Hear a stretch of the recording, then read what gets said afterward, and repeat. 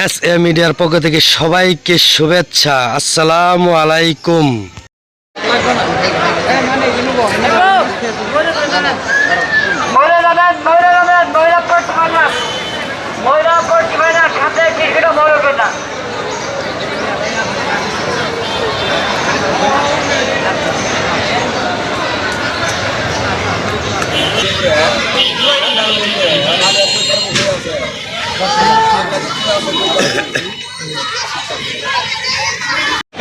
মসজিদে এসে আমি অনেক বেশি আনন্দিত হয়েছি। দিনের জন্য মানুষের টাকা পয়সা অনেক সম্পদশালী মানুষ এই দেশে আছেন, কিন্তু দিনের জন্যে আবেগ, দিনের জন্যে ভালোবাসার জন্যে এত খরচের মানসিকতা পছন্দ মানুষ আমার মনে হয় একেবারেই কম আছে। তো আজকে এখানে এসে আমি এক ব্যতিক্রম একটা অবস্থা দেখতে পেরেছি। যারা এই মসজিদ নির্মাণ করেছে আল্লাহর ভালোবাসায়, শুধুমাত্র রব্বুল আলামিনের ভালোবাসায় এত টাকা খরচ করে এত সুন্দর একটা জান্নাতের বাগান সাজিয়েছে। আমি মানে খুবই খুশি হয়েছি এবং এলাকার দূর দূরান্ত থেকে যারা এসেছে আমি সকলের সাথে অনেকের সাথে কথা বলেছি, সকলে অনেক বেশি মুগ্ধ হয়েছে। আমি দোয়া করছি যারা এই মহৎ কাজটি করেছেন, যারা এই মহৎ কাজের বাস্তবায়ন করে যাচ্ছেন, ঘোষণা করছেন, আল্লাহর জন্য এই পুরো পরিবারটাকে আল্লাহর জন্য সুন্দর রাখেন, তাদেরকে হায়াতে তৈয়বা দান করেন এবং দিনের কাজ বেশি বেশি করে তৌফিক দান করেন।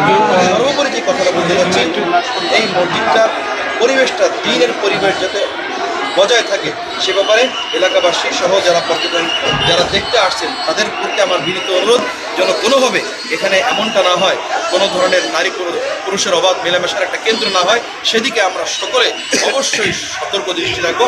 আল্লাহ পাক আমাদের সকলকে একটু প্রশ্ন ছিল, সেটা হলো যে এখানে যারা নির্মাণ করছে আপনারা হলেন জাতীয় মসজিদ একজন প্রেসিডেন্ট, তো আমাদের অবশ্যই একজন অভিভাবক দরকার। অভিভাবক হিসেবে আপনারা সর্বদা এই মসজিদের উপর দৃষ্টি রাখবেন কি? অবশ্যই আমি আজকে এসে যেটা দেখেছি, এমন সমস্ত দিনের কেন্দ্রগুলোর প্রতি আমাদের অবশ্যই সকলেরই, শুধু আমাদের নয় সকলেরই নেক দৃষ্টি রাখা, সম্পর্ক রাখা এই জন্য জরুরি যাতে করে এই দিনের কেন্দ্রগুলো সঠিকভাবে পরিচালিত হয়। কোনো ধরনের শিরিক বিদআত, কোনো ধরনের খারাপ কাজ, গুনাহের কাজের সংমিশ্রণ যাতে না হয়ে যায়, এ ব্যাপারে সমস্ত দিনের কেন্দ্রগুলোকেই তদারকি করা প্রয়োজন বলে আমি মনে করছি। ইনশাআল্লাহ আমি আজকে এসেছি এবং সবসময় যারা আছেন আমাদের সাথে যোগাযোগ থাকবেন, আবার আসবেন ইনশাআল্লাহ, এবং আপনাদের সকলের দাওয়াত বা কোনো কারণে আসবেন ইনশাআল্লাহ। আল্লাহ পাক আমাদের সকলকে কবুল করেন, আমরা যদি একসাথে আবার জান্নাতে উঠতে পারি। আল্লাহ পাক অশ্লীলতার একটা কেন্দ্র হিসেবে রূপান্তরিত না হয়, এজন্য আমাদের যার স্থান থেকে যা কিছু করার সর্বোচ্চ করব। অবশ্যই মা বোনেরা আসবেন, পর্দার সাথে আসবেন, দূর থেকে সুন্দর মহিলাদের জন্য ভিন্ন নামাজের ব্যবস্থা আছে, ওনারা সেখানে নামাজ আদায় করবেন, কোনো সমস্যা নেই। ইসলামে কথা তো বলেনি, কিন্তু এটা করা যাবে না যে মসজিদের মধ্যে ঢুকে নারী পুরুষ একসাথে ছবি তোলার যে বিষয়গুলো আছে, যেগুলো কোনোভাবেই গ্রহণযোগ্য না।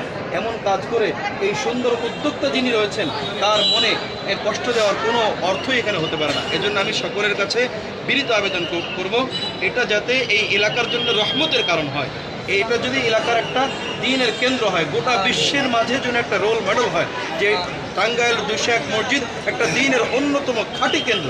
আল্লাহ পাক সকলকে, এলাকাবাসীকে এবং মসজিদের সংশ্লিষ্ট যারা আছেন, আমাদের এই মসজিদের প্রতিষ্ঠাতা সম্মানিত ভাই আমাদের সাথে আজকে যার আহ্বানে আমরা এসেছি, ওনার আন্তরিকতায় আমরা অনেক মুগ্ধ। উনি প্রাণপণ চেষ্টা করে যাচ্ছেন যাতে ওই সুন্দর পরিবেশ, দ্বীনের পরিবেশ এখানে বজায় রাখা যায়। আমরা দোয়া করছি আল্লাহ পাক যেন ওনাদের হায়াতের মাঝে বারাকা দান করেন এবং এই সুন্দর প্রচেষ্টা অব্যাহত রাখার আল্লাহ পাক যেন তৌফিক দান করেন।